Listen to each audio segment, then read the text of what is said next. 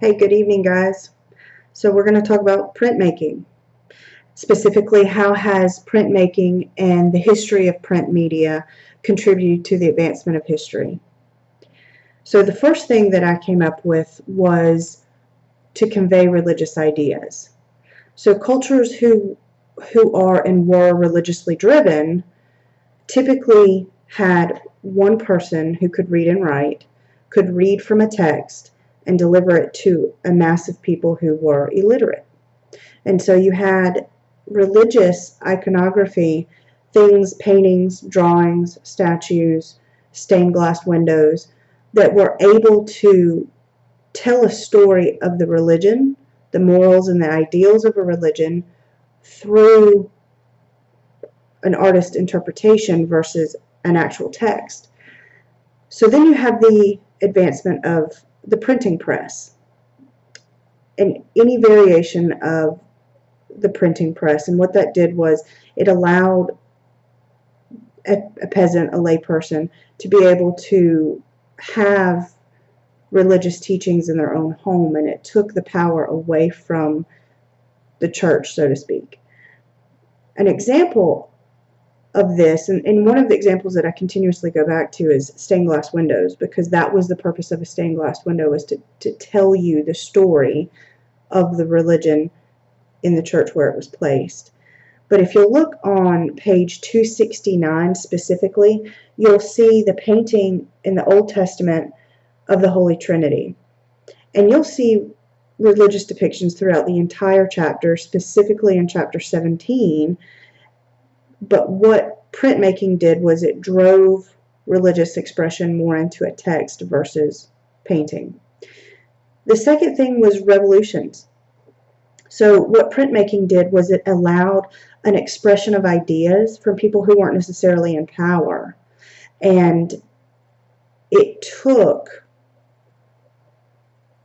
power away from people who controlled the money, people who controlled the government, so to speak, gave it back to the people. And some examples in the book that I found of this kind of ideology specifically is on page 423.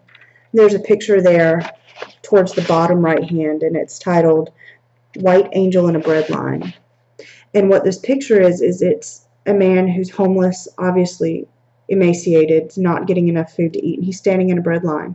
And what that picture did was that it generated sympathy for the cause, because for the most part, people on the West Coast had no idea what was happening on the East Coast and vice versa.